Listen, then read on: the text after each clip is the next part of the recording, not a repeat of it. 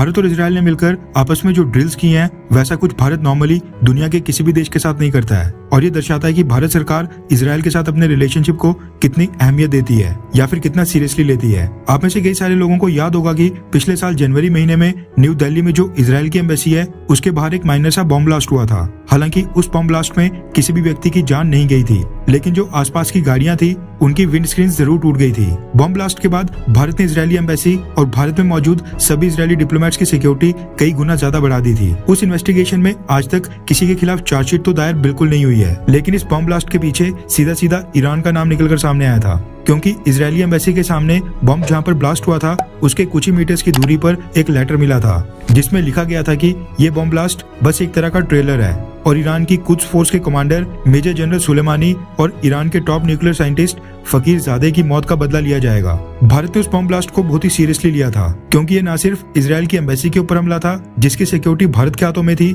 बल्कि भारत की धरती के ऊपर भी हमला था और इस हमले में कई सारे भारतीय नागरिकों की भी जान जा सकती थी। इजरायली एम्बेसी के बाहर ब्लास्ट के समय भारत सेना के तीनों चीफ कुछ ही किलोमीटर की दूरी पर भारत के डिफेंस मिनिस्टर राजनाथ सिंह जी के साथ बीटिंग रिट्रीट सेरेमनी में हिस्सा ले रहे थे। और ये पहली बार नहीं हुआ है, बल्कि साल 2012 में भी न्यू दिल्ली में इजरायली डिफेंस अटैचे की वाइफ के ऊपर एक हमला हुआ था। और अभी का अगर हम सिनेरियो देखें तो इजराइल और ईरान के संबंध भी कुछ खास बिल्कुल नहीं चल रहे हैं। दोनों देश एक दूसरे के ऊपर काफी आरोप लगा रहे हैं और संभावना है कि भारत में जो इजराइल की एम्बेसी है उसके ऊपर पहले की तरह कोई टेररिस्ट अटैक हो सकता है। ऐसे में इजराइल और भारत ने फैसला किया कि फ्यूचर में इस तरह की सिचुएशन से निपटने के लिए दोनों देशों की सिक्योरिटी एजेंसीज पहले से ही प्रिपेयर्ड रहें। ये चीज सुनिश्चित करने के लिए अब भारत और इजराइल की सिक्योरिटी फोर्सेज ने अपनी पार्टनरशिप को नेक्स्ट लेवल के ऊपर ले लिया है। रेफरेंस के लिए आपकी स्क्रीन के ऊपर रिपब्लिक वर्ल्ड के आर्टिकल का स्क्रीनशॉट है, जिसके मुताबिक भारत और इजराइल की सिक्योरिटी फोर्सेज ने आपस में मिलकर भविष्य में हो सकने वाले टेरर अटैक्स यानी भविष्य में हो सकने वाले आतंकी हमलों से निपटने के लिए राजधानी न्यू दिल्ली में अब तक की सबसे बड़ी जॉइंट सिक्योरिटी ड्रिल्स की हैं। ये ड्रिल्स डे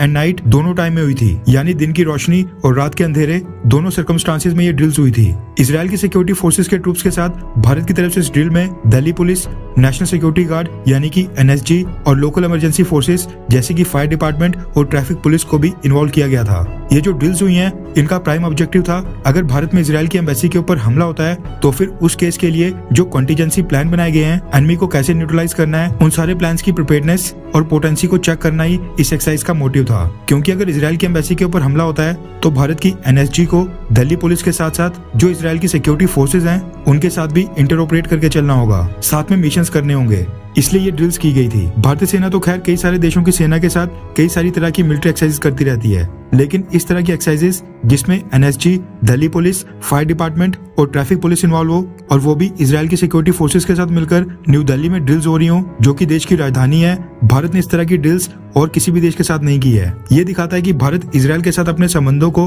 कितनी अहमियत देता है। अब ये चीज तो खैर कंफर्म नहीं है, लेकिन कहा जा रहा है कि इस तरह की रिक्वेस्ट इजराइल की तरफ से आई थी और ऐसा इनपुट मिला था कि इजराइल की एम्बेसी के ऊपर दोबारा से हमला हो सकता है। और इजराइल की एम्बेसी के ऊपर इस तरह के थ्रेट को भारतीय सरकार ने सीरियसली लिया और इजराइल की सिक्योरिटी फोर्सेस के साथ ड्रिल्स करने के लिए मान गई, जिसके बाद दोनों देशों की सिक्योरिटी फोर्सेस ने राजधानी न्यू दिल्ली में दिन के समय और रात के अंधेरे में ये मिलिट्री ड्रिल्स की। खैर, आपको क्या लगता है कि क्या इजराइल के साथ ये ड्रिल्स करना बिल्कुल सही फैसला है, हाँ या फिर ना? नीचे कमेंट करके अपनी राय जरूर बताएं।